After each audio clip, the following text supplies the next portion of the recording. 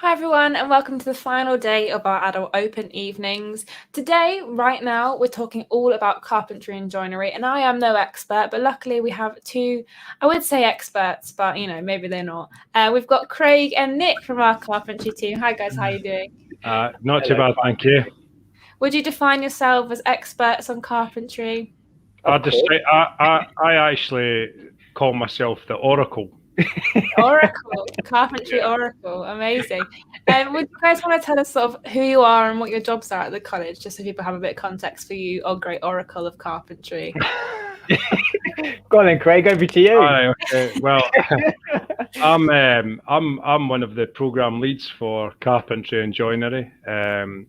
The two of the programs that I'm in charge of is the level 2 evening course and the level 3 evening course, amongst other courses during the day.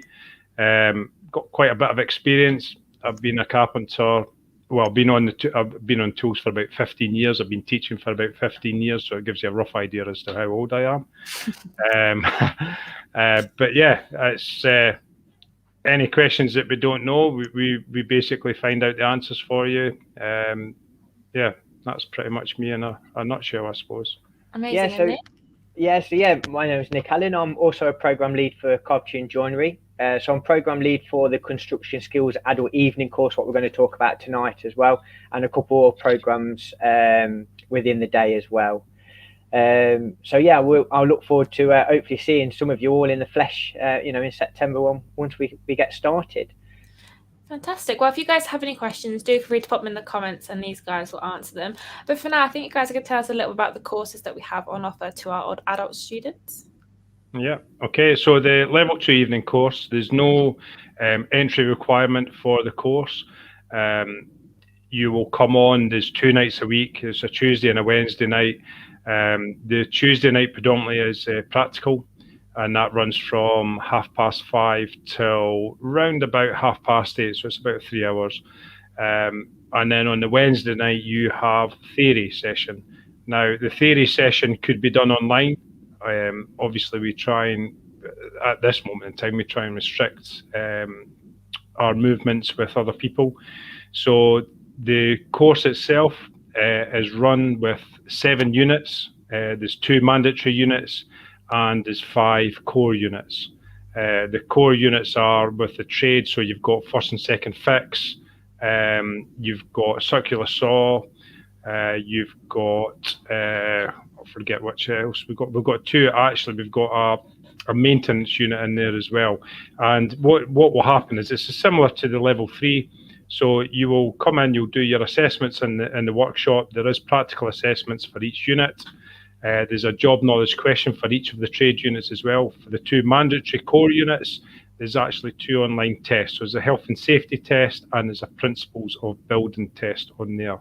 And these are run at your own pace. We do deliver theory in the workshop as well. We find that quite easy because it's a practical based course. So we will run theory into the workshop. I'll get you around the smart boards and write stuff on the smart boards to give you information.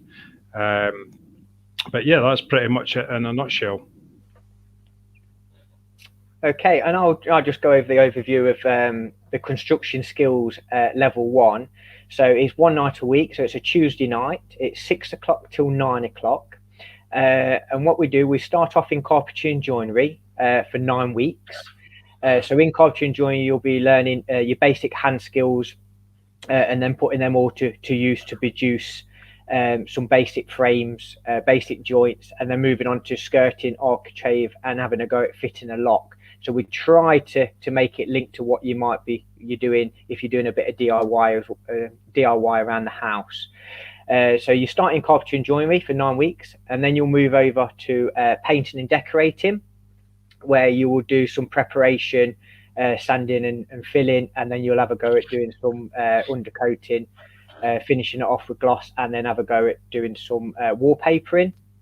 So it gives you a flavour of all elements within painting and decorating. Then you'll move over to brickwork. So you'll have a go at building a corner of a brick wall, an external brick wall. So how to do the mix, how to set out, and the elements of that. And then you'll move over to plastering. So plastering again is how you would mix, how you will put your scratch coat on, and then basically how you will do a plaster patch, so you can skim up.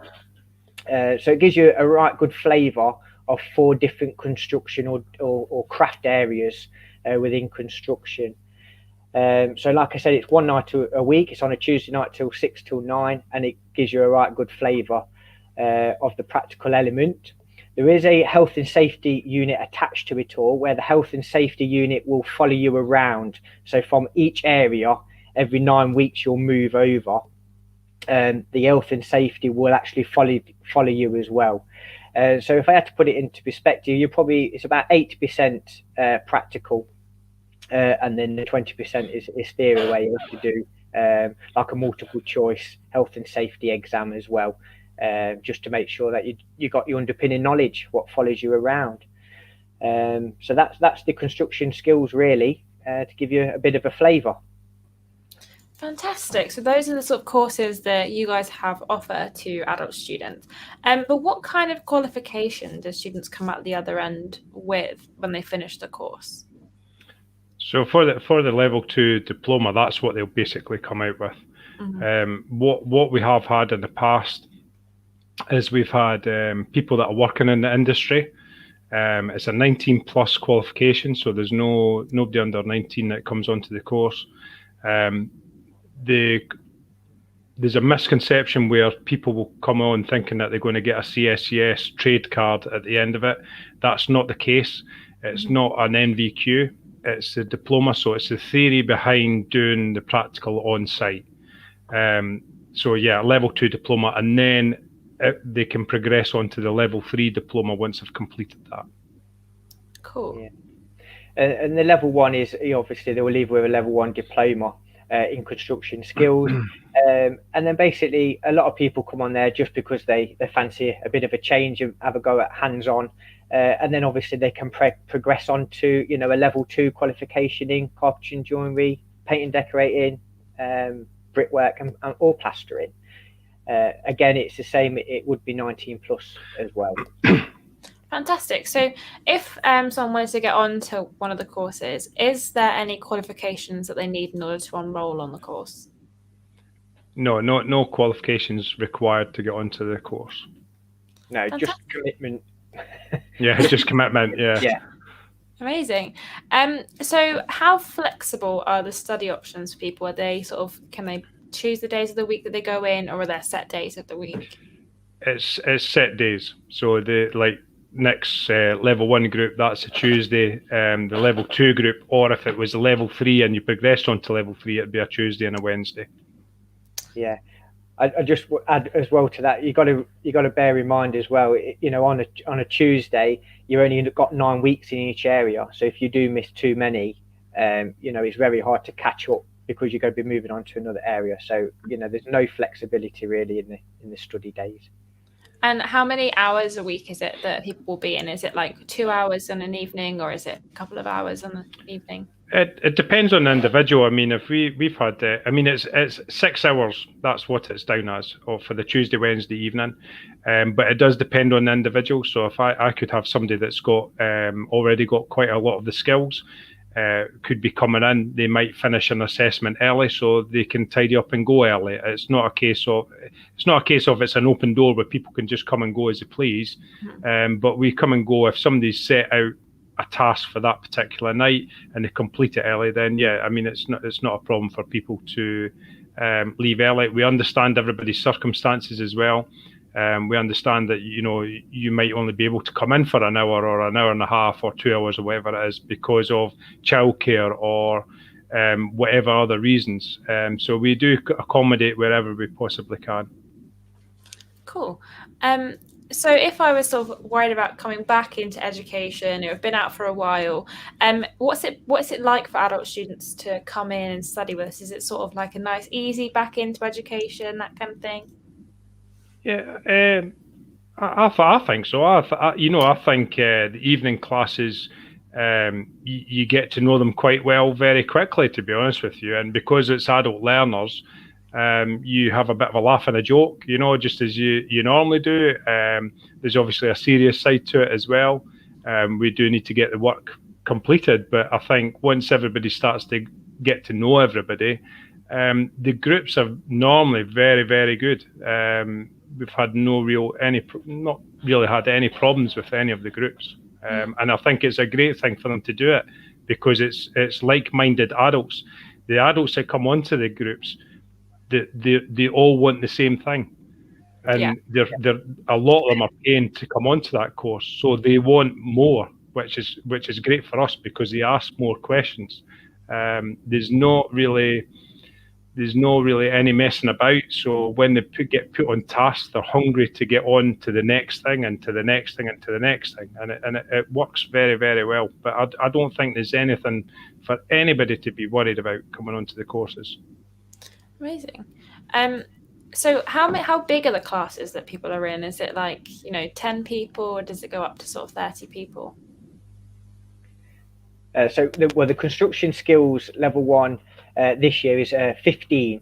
So we've got 15. So within that cohort, and then obviously they will work their way around as the 15. And like I say, it's all adult learners, so there's no teenagers running around, apart from 19-year-olds, but they're not really teenagers at that point. So what would you say is the one thing that sort of is different from other colleges that sort of can make people choose Leicester College to do this course at? Well, so I know I'm a bit biased, but no, not at all. we are very few, we're one of very few colleges that run this course in the evening. I don't even actually during the daytime. You will be lucky to get onto a level 2 or a level 3 course in the evening. So we keep on trying to get the numbers in. We always get the numbers in. It actually fills up a lot quicker than what people think now. Last year we were having to turn people away, and it gets to the stage where we have to have a cut-off point. Because it just becomes too late for a learner to start and to be able to catch up and get on with what they should be getting on with. But yeah, that's why I would come to Leicester College. Fantastic facilities we've got. We've got a purpose-built workshop, power tool pod, machine shop. We're not short of materials. So everything's there that needs to be there. And same with equipment. We've got all the right equipment for them to be able to carry out the tasks. So, yeah. Amazing. And obviously the teachers are all right as well, I guess. Not too bad. I'm all right. I don't know about Nick. All right. I don't like to blow my own trumpet, to be honest with you. You're putting us on the spot a bit here. Amazing. Okay.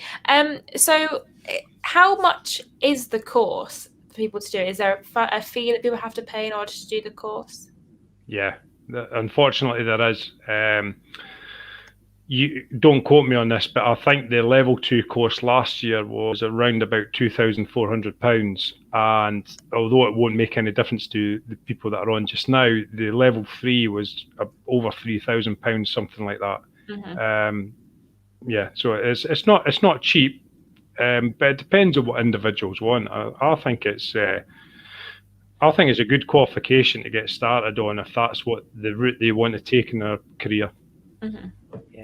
Yeah, there's also you can get like the learner support fund as well, can't you? There's all the financial opportunities out there, so you can actually go onto Leicester College website and you can there's a lot more information of what financial support might be there to help as well, because it's done on an individual basis.